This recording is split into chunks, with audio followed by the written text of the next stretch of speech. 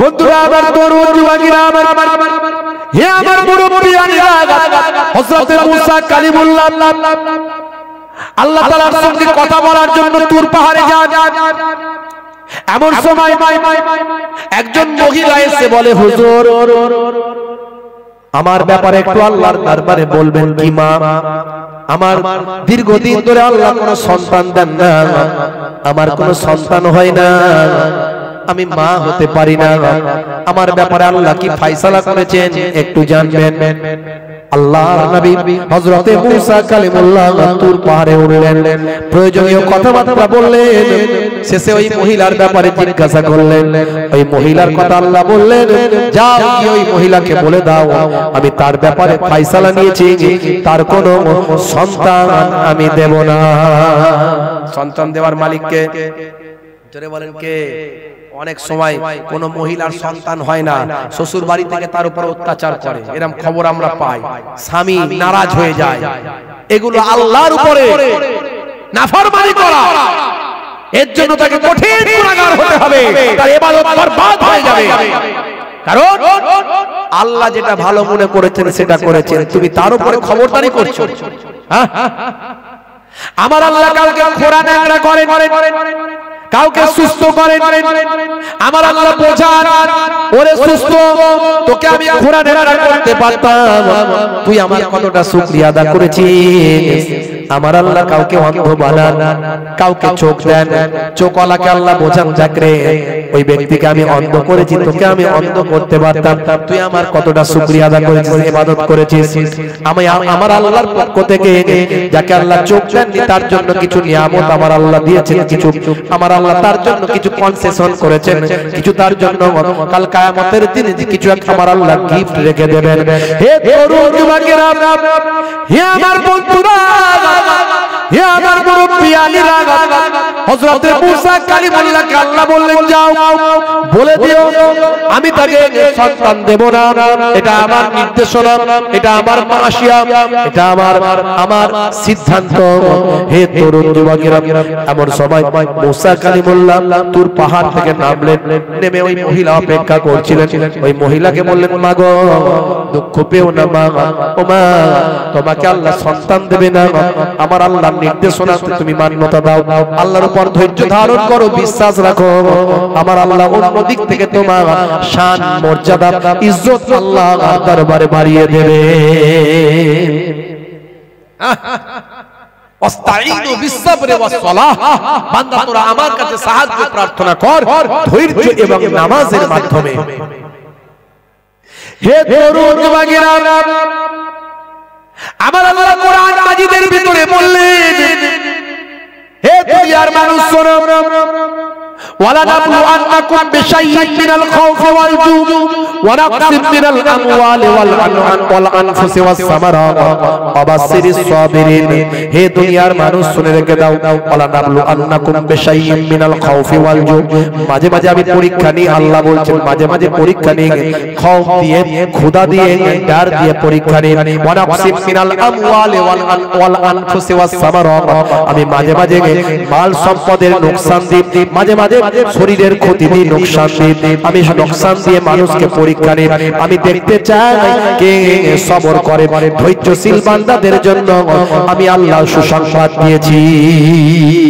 হে তরুণ যুবকেরা, হে আমার বন্ধুরা, ওই মহিলাকে যখন মুসা কালিমুল্লাহ বলে দিলেন যে মাগো তোমার সন্তান আল্লাহ দেবেন না বলে ঠিক করেছে, তুমি ধৈর্যশীল বান্দা হয়ে যাও, ধৈর্যশীল বান্দি হয়ে যাও, তোমার জন্য আমার আল্লাহ সুসংবাদ দেবেন, অবাশশিরিস সাবিরিন, আর সবর করলে আমার আল্লাহ তোমার জন্য সুসংবাদ আছে। হে তরুণ যুবকেরা, ওই মহিলা চোখ ভরা পানি নিয়ে বাড়ির দিকে চলে গেলেন, মুসা কালিমুল্লাহ চলে গেলেন।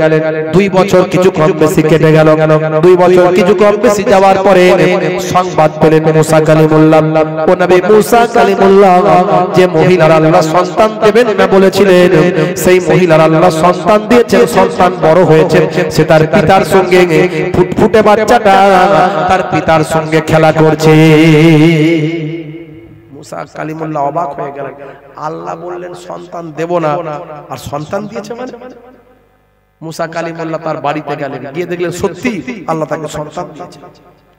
ছোট্ট বাচ্চাটি তার পিতার সঙ্গে খেলা করছে। মুসা কালিমুল্লাহ খোঁজ খবর নিয়ে, তাহলে আল্লাহর সঙ্গে কথা বলতে হবে, আমি তো মিথ্যাবাদী সাব্যস্ত হয়ে গেলাম, আমি আল্লাহর পয়গম্বর, আমি যে বললাম তার উল্টো হয়ে গেল, কি ব্যাপার জানতে হবে। মুসা কালিমুল্লাহ তুর পাহাড়ে উঠলেন, আল্লাহর দরবারে বললেন, আল্লাহ এই ব্যাপারটা একটু খোলাসা করুন, বিষয়টা একটু খোলাসা করুন। হে তরুণ যুবকেরা, আল্লাহ বললেন, হে নবী মুসা, এটা আমি তোমার কাছে রহস্যটা উদ্ঘাটন করব, কিন্তু একটা কাজ করতে হবে। কি কাজ?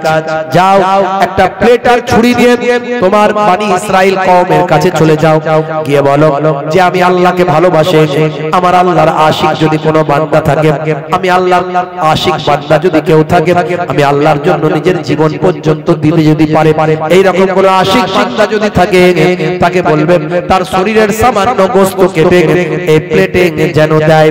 যদি তার শরীরের সামান্য গোশত কেটে এই প্লেটে দেয়, ওই প্লেটটা নিয়ে আমার কাছে আসবে, আমি আমার কাছে এলে আমি এই ঘটনার আসল রহস্য তোমার কাছে উদ্ঘাটন করব।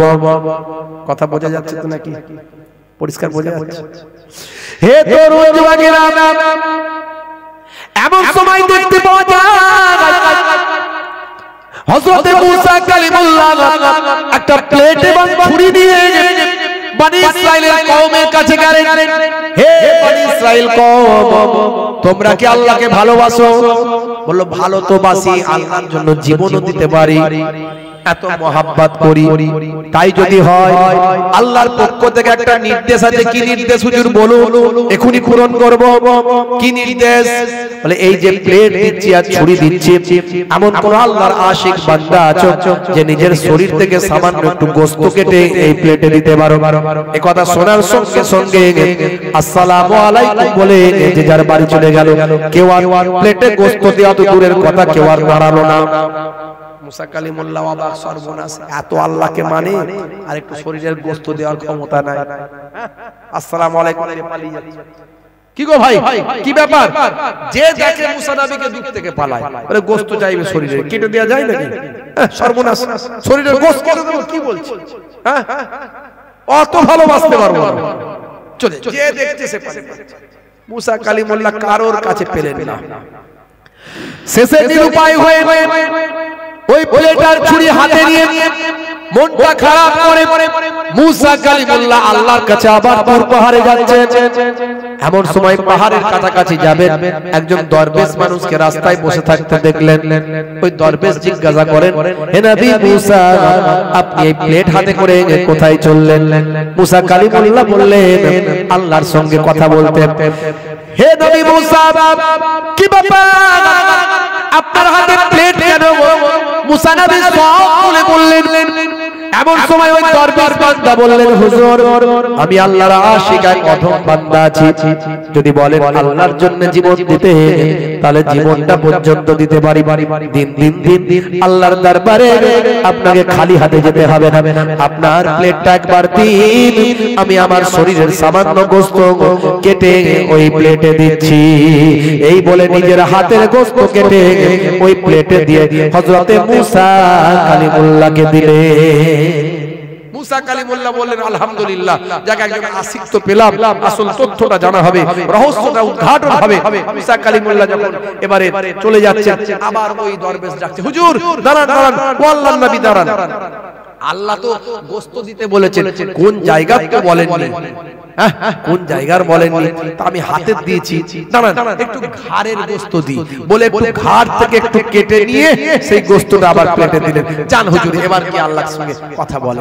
আবার দাঁড়ান হুজুর, দাঁড়ান দাঁড়ান, আল্লাহ তো শরীরের গোশত বলেছেন, কোন জায়গা তো বলেননি। তা আমার মনে হলো মানুষের শরীরের সবচেয়ে দামি জায়গা হলো কালব, এই কালবের এই বুকের বাদিকের বুকের এইখান থেকে একটু কেটে দিই বলে এইখান থেকে একটু গোশত কেটে ওই প্লেটে দিয়ে বলে, এবার এবার হে তরুণ যুবকেরা, হযরত মুসা কালিমুল্লাহ সেই সময় তুর পাহাড়ে উঠে গেলেন।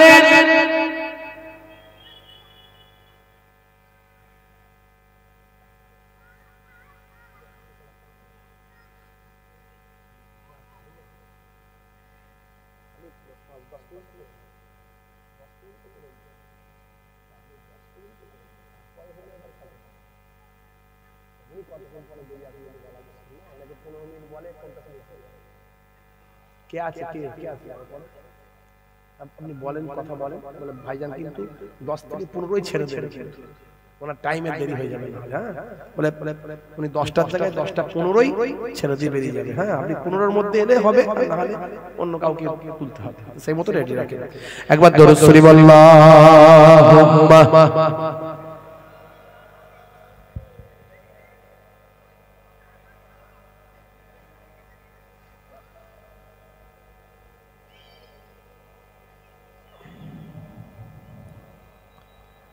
আমাদের প্রভু এক এক নবীর উম্মত, জীবন বিধান এক ওই শ্রীবাণী কোরআন।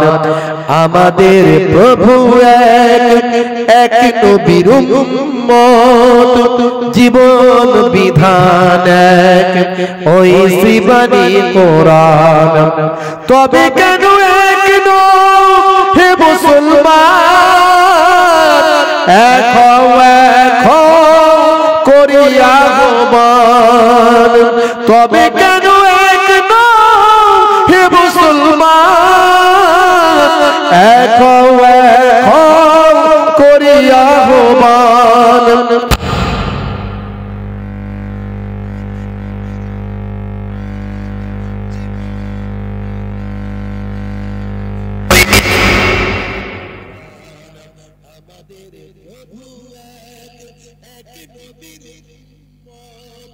জীবন বিধান এক ওই শ্রীবাণী কোরআন। তবে কেন এক হে মুসলমান, এক করিয়া আহ্বান।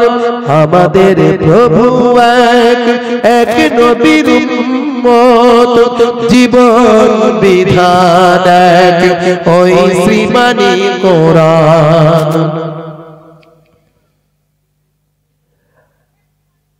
বাইতুল্লাহ এক, মদিনা শরীফ এক, ওহদ পাহাড় এক, বদরের মাঠ এক। বাইতুল্লাহ এক, মদিনা শরীফ এক, ওহদ পাহাড় এক, বদরের মাঠ এক। একটা তো জীবন আর মরণ তো একটাই, একটা তো জীবন আর মরণ তো একটাই। সকলের তরে আছে একই স্থান। তবে কেন এক হে মুসলমান, এক করিয়া আহ্বান। আমাদের প্রভু এক এক নবীর উম্মত, জীবন বিধান এক ওই শ্রীবাণী কোরআন। আল্লাহুম্মা সাল্লি আলা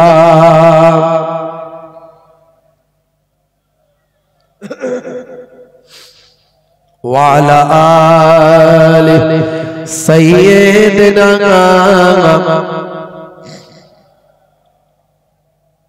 হে তরুণ যুবকেরা, খুবই সংক্ষেপ করে বলি, এমন সময় দেখতে পাওয়া যায় হযরতে মুসা কালিমুল্লাহ ওই প্লেট নিয়ে যখন আল্লাহর দরবারে চলে গেলেন, তুর পাহাড়ে যখন পৌঁছে গেলেন, সেই সময় আমার আল্লাহ বললেন, হে নবী মুসা কালিমুল্লাহ, তুমি আমার আশিকের গোশত নিয়ে এসেছো? বলে হ্যাঁ। এবার তোমার কাছে আমি আসল রহস্যটা উদ্ঘাটন করব। এমন সময় আমার আল্লাহ বললেন, হে নবী মুসা কালিমুল্লাহ, শুনে রেখে দাও, তুমি যখন ওই মহিলাকে বলে দিলে তাকে আমি সন্তান দেব না, সে মনটা তার খারাপ হয়ে গেল, সে মানসিক ভাবে সে খুব বড় কষ্ট পেল, তার হৃদয়টা বিগলিত হলো, সে তার বাড়িতে চলে গেল, বাড়ি থেকে মন মারা করেছিল। এমন সময় তার বাড়িতে একজন দরবেশ বান্দা, আমার আশিক বান্দা একজন পানির পিপাসার জন্য পানি চাইল। পানি চাইলো, মা একটু পানি দাও, একটু পানি কি দিতে পারো, বড় পিপাসা, একটু পানি কি দিতে পারো।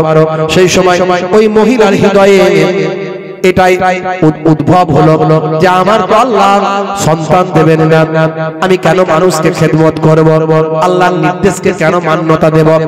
আবার তার মনে এটা উদয় হলো, না না, একজন পিপাসা পানি চেয়েছে, আমাকে পানি দিতে হবে, আল্লাহর নির্দেশ মান্যতা দিতে হবে। কারণ আমার আল্লাহ আমার উপর অনেক নিয়ামত দিয়েছেন।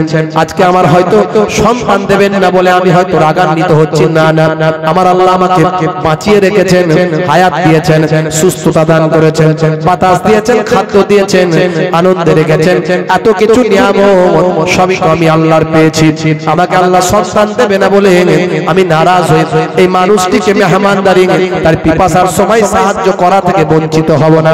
হে তরুণ যুবকেরা, এইভাবে সে নিজের নফসের সঙ্গে লড়াই করে সেই সময় নিজেকে স্থির করলো, আমি এই যে পিপাসার সময় একজন মানুষ পানি চেয়েছে, দরবেশ ব্যক্তি পানি চেয়েছে, আমি তাকে পানিটা দেব, এই মনে করে তিনি পানিটা দিলেন। পানিটা দেওয়ার পরে ওই আল্লাহর আমার দরবেশ বান্দা পানি পান করলেন। পানি পান করে বললেন, মা গো, বড় তৃপ্তি দিয়েছো, পানি পান করিয়েছো, এবার বলো তোমার মনে কি কোনো দুঃখ আছে? সেই সময় ওই মহিলা বলেছিল, হুজুর কি দুঃখের কথা আপনাকে শোনাবো, আমার আল্লাহ সব দিক থেকে আমাকে সুখে রেখেছেন, কিন্তু আমার সন্তান নাই। মা তুমি সন্তান চাও? বলে হ্যাঁ। দাঁড়াও, আল্লাহর দরবারে ওই দরবেশ বান্দা দোয়া চাইলেন, আমার আল্লাহ, আমার মাবুদ, যে মহিলা আমাকে পিপাসার সময় পানি পান করি আমার জান ঠান্ডা করলো, তুমি তাকে তারপরে সন্তান দিয়ে তার জানকে ঠান্ডা করে দাও। আচ্ছা বলো তো মুসা কালিমুল্লাহ, যে দরবেশ আমার আশিক তার শরীরের গোশত কেটে আমার জন্য দেয়, আর সে যদি আমার কাছে একটা দোয়া চায়, আমি কি তার দোয়াটা ফেরাতে পারি? না না না, আমি ওই মহিলার তাকদীরকে পাল্টে দিলাম, আমার দরবেশের দোয়া কবুল করে ওই মহিলার কোলে আমি আল্লাহ ফুটফুটে সন্তান দিলাম। জোরে হবে না? জোরে হবে না? আপনি যদি আল্লাহর মকবুল বান্দা হয়ে যান, তাকদীর পরিবর্তন হয় না হলে দোয়ার দ্বারাই হয়ে যায়।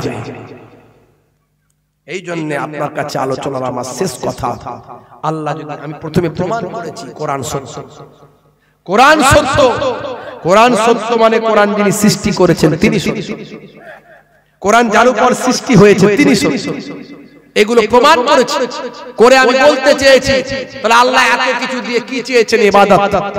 ইবাদতের কথা বলতে গিয়ে আমি বলেছি সব কিছুর মধ্যে আছে ইবাদত, বলেছি না? বলেন, স্ত্রীর সঙ্গে প্রেম আলাপ করবেন, ঘরটা ঝাড়ু দেবেন, সেটাও সুন্নতের সওয়াব পাবেন, বলেছি। এর মধ্যে সব কিছু কাজ, ব্যবসা করবেন, ঠকাবেন না, ওজনে ঠকাবেন না, মিথ্যার আশ্রয় নেবেন না, ভেজাল মাল পাইল করবেন না, সুন্নতের সওয়াব পাবেন। রাত্রে ঘুমাবেন, ডান দিকে কাত হয়ে ঘুমাবেন, পরিমিত খাবার খাবেন, চেটে মুচে খাবার খাবেন, ছোটদের স্নেহ করবেন, বড়দের সম্মান করবেন। আমি এগুলোর কথা বলতে শুরু করেছিলাম, এগুলো সব সুন্নত, এগুলো সব ইবাদত। ইবাদতগুলোর মধ্যে সবচেয়ে বড় ইবাদত নামাজ বলেছি, রোজা বলেছি। এই ইবাদতগুলো করবেন, করলে কি হবে? আপনার জবানের দোয়াটা মকবুল হয়ে যাবে, কবুল হয়ে যাবে। জোরে বলেন সুবহানাল্লাহ। ভাইরা আমার, তরুণ যুবকেরা আমার, মুরব্বিয়ানেরা আমার, তবে সবচেয়ে বড় ইবাদত হলো নামাজ। এই মুসা নবীর কথা আরেকটা বলি, হে তরুণ যুবকেরা, হে আমার বন্ধুরা, ইবাদত করে মকবুল বান্দা হলে তার দোয়া কবুল হয়। আর ঠিক তার উল্টোটা আপনাদের একটু শুনিয়ে দিতে হলে ছোট্ট করে বলে দিয়ে যাব, লম্বা চওড়া নয়। বহুদিন বাবা ভাই আমার পানি হয় না, খরা হয়ে গেছে। মুসা নবীর জামানায় বহুদিন পানি হচ্ছে না, খরা চলছে। এমন সময় দেখতে পাওয়া যায় মানুষগুলো মুসা নবীর কাছে এসে বলল, হুজুর আল্লাহর দরবারে একটু দোয়া চান, পানি যদি না হয়, মানুষ পানির জন্য হাহাকার করছেন, পশু পাখিগুলো পানির জন্য অস্থির হয়ে পড়ছে, গাছগুলো সব মরে মরে সবুজ হলুদ হয়ে যাচ্ছে। হুজুর আপনি একটু পানির জন্য আল্লাহর দরবারে দরখাস্ত করুন, আপনি তো আল্লাহর মাহবুব, আল্লাহর নবী, আল্লাহর পয়গম্বর। হে তরুণ যুবকেরা, হে আমার বন্ধুরা, মুসা কালিমুল্লাহ বললেন, হে আমার উম্মতেরা চলো ময়দানে চলো, ময়দানে চলো, ইস্তিসকার নামাজ পড়তে হবে। আল্লাহর দরবারে 2 রাকাত নামাজ পড়ে আল্লাহর দরবারে দোয়া চাইবো। আমার আল্লাহ নামাজের খাতিরে, দোয়ার খাতিরে আমাদের দোয়াকে কবুল করে নেবেন। চলো চলো চলো হে তরুণ যুবকেরা, হে আমার মুরব্বিয়ানেরা, এই জন্যই বলি নামাজের মধ্যে দিয়ে দোয়া চাইবেন, দোয়া কবুল হবে। একদিন, 2 দিন, 5 দিন, 7 দিন, 1 সপ্তাহ নামাজের মধ্যে দিয়ে আপনি দোয়া চান, সিজদায় গিয়ে দোয়া চান, আল্লাহ আপনার দোয়াকে কবুল করে নেবেন। ওয়াস্তাঈনু বিস-সাবরি ওয়াস-সালাত, বান্দা তোরা আমার কাছে সাহায্য প্রার্থনা কর, ধৈর্য এবং নামাজের মাধ্যমে। নামাজ ছেড়ে দেবেন না, যে নামাজ ছেড়ে দিল সে আল্লাহর দ্বীনকে ধ্বংস করল। মান আকামাহা ফাকাদ আকামাদ-দ্বীন ওয়া মান তারাকাহা ফাকাদ হাদামাদ-দ্বীন, যে নামাজ কায়েম করল সে দ্বীনকে কায়েম করল, যে নামাজ ছেড়ে দিল সে দ্বীনকে ত্যাগ করে দিল। হে তরুণ যুবকেরা, হে আমার বন্ধুরা, আমার আল্লাহ বলছেন ইন্নাস সালাতা তানহা আনিল ফাহশাই ওয়াল মুনকার, নিশ্চয়ই নামাজ তোমাকে অশ্লীলতা, অন্যায় থেকে দূরে সরিয়ে দেবে। ইচ্ছাকৃতভাবে যদি কোনো ব্যক্তি নামাজ ছেড়ে দেয়, ইচ্ছাকৃতভাবে নামাজ যদি ছেড়ে দেয়, বেনামাজি যদি হয়ে যায়, তার জন্য 14টা শাস্তি আল্লাহর হাদিস থেকে পাওয়া যায়।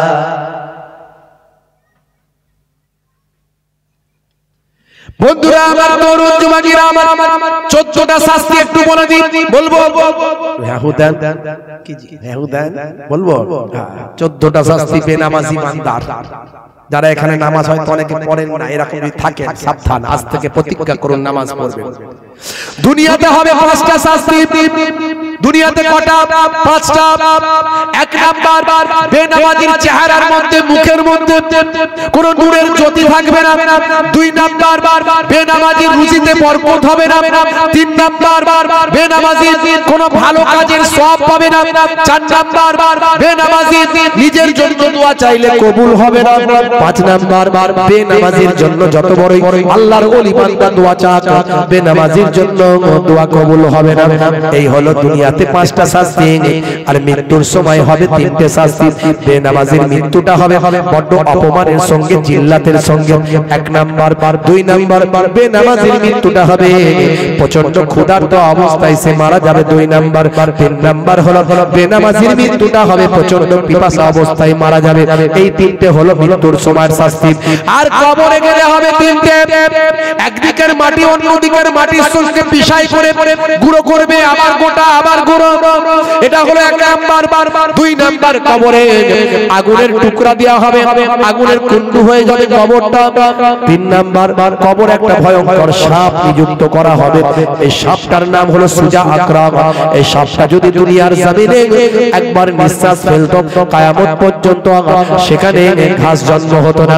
অনেকে বলে হুজুর আমরা কবরস্থানে যাই, মাঝে মাঝে কবরে, ভাঙা কবরে বল পড়লে উঠিয়ে নিয়ে আসি ভাই, কোনো আযাব দেখতে পাই না, কোনো আগুনের কুণ্ডুও দেখতে পাই না, কোনো রকম কোনো ঘটনা আমরা দেখতে পাই না। আমি বলবো স্বপ্নের মধ্যে যখন আপনি দেখছেন কোনো দুর্ঘটনা ঘটেছে, স্বপ্নের মধ্যে আপনার অ্যাক্সিডেন্ট হয়েছে, স্বপ্নের মধ্যে আপনি মারা গেছেন, স্বপ্নের মধ্যে আপনি বাবা পড়ে গেছেন, স্বপ্নের মধ্যে ডুবে গেছেন, যারা জেগে আছেন তারা বুঝতে পারে না, যিনি স্বপ্ন দেখেন তিনি কেবল কষ্ট পান। অনুরূপ যারা কবরে চলে গেছেন তারাই কষ্ট পাবেন, জীবিত মানুষেরা বুঝতে পারবে না। হে তরুণ যুবকেরা, হে আমার বন্ধুরা, কিয়ামতের দিনে 3টে শাস্তি হবে। 1 নাম্বার হলো হিসাবটা বড় কঠিন হবে। 2 নাম্বার হলো আমার আল্লাহ তার দিকে রহমতের দৃষ্টিতে দেখবেন না, রহমতের নজরে তাকাবেন না। আর 3 নাম্বার হলো ফেরেশতারা অতি অপমানের সঙ্গে, জিল্লাতের সঙ্গে টানতে টানতে জাহান্নামে ভিতরে নিক্ষেপ করে দেবেন। হে যুবকেরা, নামাজ ছাড়বেন না। ওয়াক্ত যে হলো ওযু করো, মসজিদে চলো, খোদার হুকুম পালন করো, নামাজটা পড়ো। ওয়াক্ত যে হলো ওযু করো, মসজিদে চলো, 3 রাকাত 5 ওয়াক্ত নামাজ পড়লে পাবে ভাই জান্নাত। জোরে হবে না? জোরে হবে না। ফজরের সময় হলে থেকো না মসজিদে যাও তুমি চলে, থেকো না বিছানায় শুয়ে, খোদা দেন রহমত ঢেলে। ফজরের সময় হলে মসজিদে যাও তুমি চলে, থেকো না বিছানায় শুয়ে, খোদা দেন রহমত ঢেলে। জোহরের সময় হলে কাজটা দাও তুমি ছেড়ে, কিছু সময় দাও নামাজে, সফলতা আসবে চলে। আসরের ওয়াক্তটা হলে অপচয় সময় না করে, মসজিদে যাও তুমি চলে, আমল নামা ডান হাতে পাবে। মাগরিবের ওয়াক্ত আসিলে মসজিদে যাও তুমি চলে, কবরে আযাব থেকে মুক্তি প্রভু দেবে। এশার সময় হলে অবহেলা না তুমি করে, নামাজে যাও তুমি চলে, হাসরে নাজাত পাবে। জোরে হবে না। ওয়াক্ত যে হলো ওযু করো, মসজিদে চলো, খোদার হুকুম পালন করো, নামাজটা পড়ো। ওয়াক্ত যে হলো ওযু করো, মসজিদে চলো। হে তরুণ যুবকেরা, হযরত মুসা কালিমুল্লাহ বললেন চলো ইস্তিসকার নামাজ পড়তে হবে। সঙ্গে সঙ্গে বনি ইসরাইলের কওমের মানুষেরা ইস্তিসকার নামাজ পড়ার জন্য ময়দানে চলে গেল। হযরত মুসা কালিমুল্লাহ 2 রাকাত নামাজ পড়ে আল্লাহর দরবারে মুনাজাত করলেন, আল্লাহ পানি দাও, আমি তোমার নবী মুসা কালিমুল্লাহ দোয়া চাই, পানি দাও। নামাজ পড়েছি মাবুদ পানি দাও। যত মুসা কালিমুল্লাহ দোয়া চায়, যত দোয়া চায় আল্লাহর দরবারে পানি দেওয়ার জন্য, আকাশে মেঘ হওয়া দূরের কথা, সূর্যের তেজ আরো বেড়ে যায়। সূর্যের তেজ আরো বেড়ে যাচ্ছে। মুসা কালিমুল্লাহ, আল্লাহ সর্বনাশ, কি তুমি আমাকে অপমান করবে? আমাকে নবী বানিয়েছো, আমার সঙ্গে কথা বলো, আর আমি দোয়া চাইছি, মেঘ দেওয়া তো দূরের কথা, সূর্যের তেজ বাড়িয়ে দিচ্ছ।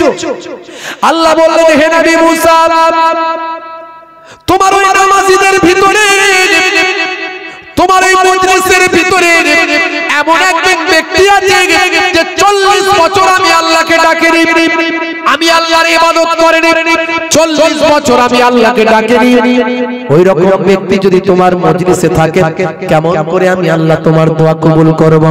মুসা কালিমুল্লাহ রাগান্বিত হলেন, হয়ে উঠে দাঁড়িয়ে ঘোষণা দিলেন, কে আছো বাবা, 40 বছর আল্লাহর ইবাদত করোনি, আল্লাহকে ডাকোনি, তোমার জন্য আল্লাহ পানি দিচ্ছেন না, যাও যাও তাড়াতাড়ি মজলিস থেকে বেরিয়ে যাও। আচ্ছা, বললি কি বেরিয়ে যাবে? কি মনে হয় এরকম যদি কোনো হুজুর ঘোষণা দেয়, এখানে একজন অমুক বান্দা আছে, বেরিয়ে যাও, বেরোবে? বললে বেরিয়ে গেলে লোকে আমাকে আরো চিনে ফেলবে। হে তরুণ যুবকেরা, এমন সময় সেই ব্যক্তি মাথা নিচু করে ফেললো, বেরিয়ে যাওয়া তো দূরের কথা, আল্লাহর কাছে এবার কান্না শুরু করলো, আল্লাহ কেস ধরা পড়ে গেছে, তোমার জালে জড়িয়ে গেছে, মেহেরবানি করে ক্ষমা করো। আমি সেই বান্দা যে 40 বছর তোমার ইবাদত করিনি, 40 বছর তোমার দরবারে সিজদায় যাইনি, আমার আল্লাহ তুমি আমাকে ক্ষমা করে দাও, মাফ করে দাও। আজকের দিনে আমার সম্মানটা বাঁচিয়ে দাও, আজকের দিনে আমার ইজ্জতটা বাঁচিয়ে দাও। আমার মাবুদ, আজকের দিনে যদি আমার সম্মানটা বেঁচে যায়, তাহলে আমি কথা দিচ্ছি আজ থেকে আমি তোমার ইবাদত গুজার বান্দা হব। হে তরুণ যুবকেরা, এমন চোখ ভরা পানি নিয়ে দোয়া করলাম, আমার আল্লাহর আরশে তার দোয়াটা কবুল হয়ে গেল।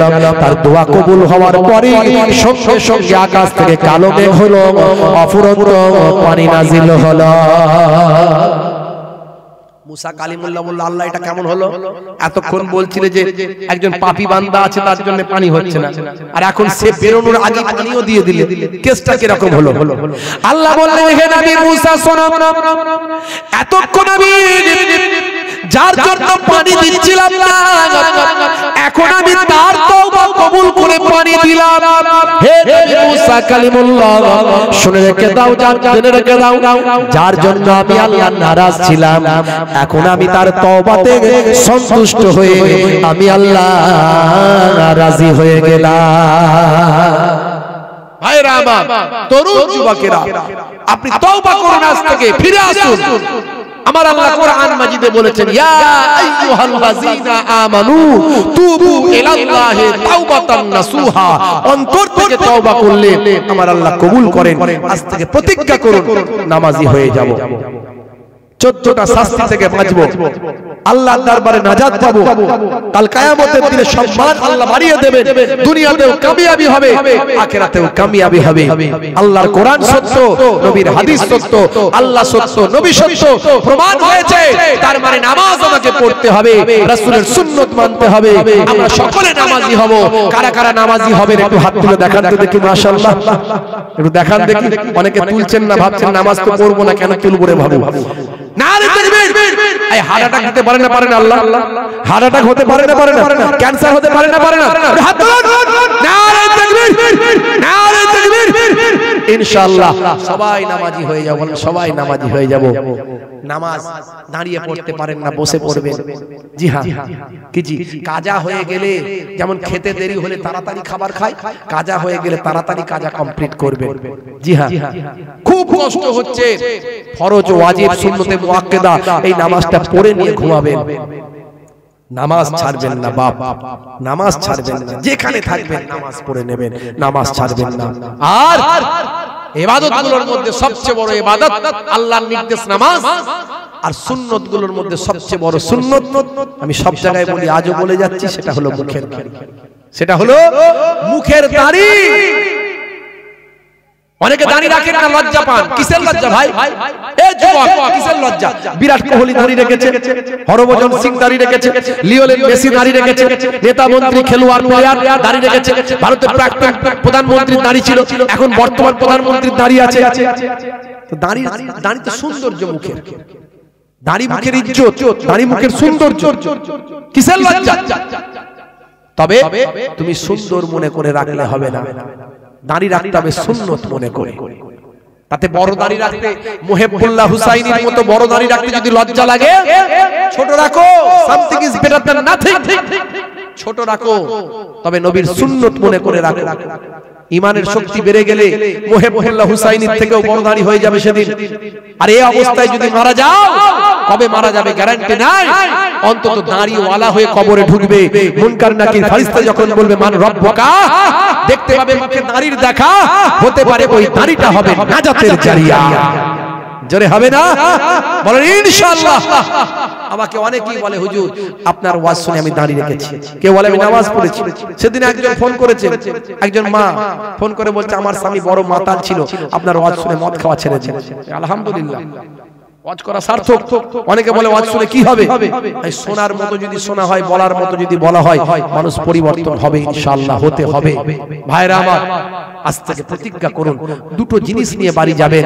অনেক তো আল্লাহওয়ালা মানুষ আছেন, তাদের ব্যাপারে আমি বলছি না, যারা সেইভাবে জীবন যাপন করতে পারেননি তাদের ক্ষেত্রে বলছি, দুটো জিনিস নিয়ে বাড়ি যাবেন, একটা হলো নামাজ, একটা হলো মুখের দাড়ি। আর আমাদের সবাইকে ব্যবহারটা ভালো করতে হবে, চরিত্রটা সুন্দর করতে হবে, নবিয়ানা জীবনে নিজেদের জীবনকে গঠন করতে হবে, সব সময় মুখকে মিষ্টতায় ভরে রাখতে হবে। অনেকে দেখবেন, আমি বলি আল্লাহর নবীর মজলিসটা এমন ছিল যে কেউ নবীর সঙ্গে কথা বলতে ভয় পেত না, আর আমরা এমন চেহারা করে রাখি যাতে করে লোকে ভয় পায়, কথা বলার সাহস না পায়। কারণ আমি হলাম বস, আমি মালিক, আমার সঙ্গে যদি সবাই কথা বলার সাহস পায় তাহলে বিপদ। আমি হুজুর, আমি পীর সাহেব, আমি বিরাট বড় ব্যক্তিত্ব, আমার সঙ্গে কথা বলার যদি সবাই সাহস পেয়ে যায় তাহলে বিপদ আছে, এমন এমন কথা বলে দেবে, সম্মান নষ্ট হয়ে যাবে। এই চিন্তা আমাদের মাথায় থাকে, বুঝতে পারছো? এই জন্য আমরা কি করি, মুখকে বাংলার পাঁচ করে রেখে ভয়ঙ্কর চেহারা করে, আবার না হলে মোটা গোপ বানায়, গোপ, মোটা গোপ, আবার তা না হলে গোপ পাকানো সিস্টেম, বীরাপ্পনের মতো। বুঝতে যাতে লোকে ভয় পায়, আসলে তা নয়। মুখে মুখে মিষ্টতা রাখবেন। কে আপনাকে অপমান করলো, কে আপনাকে দুটো খারাপ কথা বলে ফেললো, ও নিয়ে ভাববেন না, সে তার কবরে জবাব দেবে। আপনি নবীর তরিকায় চেহারাটা মিষ্টতার মধ্যে রাখবেন, সব সময় হাসি হাসি চেহারা, সব সময় হাসি হাসি চেহারা। আমার নবীর চেহারা দেখে কেউ ভয় পেত না, বাচ্চাও এসে কথা বলার সুযোগ পেত, আর বৃদ্ধ বৃদ্ধাও এসে কথা বলার সুযোগ পেত। জোরে বলেন সুবহানাল্লাহ। এই নবিয়ানার তরিকা ফলো করবেন, জীবন ধন্য হয়ে যাবে। কাউকে কষ্ট দেবেন না। অনেকে ছোট বাচ্চাদের কষ্ট দেয়, চুল টেনে দেয়, ঘাট টেনে দেয়, রাগায়, কাঁদায়, এগুলো করবেন না। বাচ্চাদেরকে আনন্দ দেবেন, ভালোবাসা দেবেন, খুশি করবেন। বুঝতে পারছেন ভাইরা আমার? এইগুলো করবেন। মুরব্বিদের সম্পর্কে অনেকে খারাপ আচরণ করে, মুরব্বিদের সম্মান করবেন, বয়স্ক মানুষদের রেসপেক্ট করবেন। এই যে নবিয়ানা তরিকায় যদি জীবনটাকে গঠন করেন, আপনার আমার জীবনটা ধন্য হয়ে যাবে বলুন ইনশাআল্লাহ। যাই হোক ভাইরা আমার, প্রায় 10টা 20 হতে চললো। আমি আপনাদের খেদমত থেকে বিদায় নেব। ছোট ভাই আসবেন, আলোচনা করবেন। একটু সময় লাগছে হয়তো, রাস্তাঘাটের ব্যাপার বুঝতেই পাচ্ছেন। আমাকে আবার যেতে হবে, তো সময় আমার 11টার মধ্যে ঢুকতে হবে। এবার আমি এখান থেকে গাড়িতে উঠবো, এখান থেকে যাব, এটাই তো 10 মিনিট লেগে যাবে। আপনাদের সরু রাস্তা, এই লোকজন দেখা করবে, হুজুর দাঁড়ান একটু আসছি, বুঝতে পারছেন? তার মানে ওখানেও লেট হলে আবার ওখানকার হুজুর ছেড়ে দেবে, বুঝতে পারছেন? কি করবো বলেন, কিছু করার নাই। যাই হোক, বেরিয়ে গেলাম। দোয়া রাখবেন। মাশাআল্লাহ, চলে এসেছে আমার ফুরফুরা দরবার শরীফ থেকে আমার ছোট ভাই পীরের আওলাদ, তিনি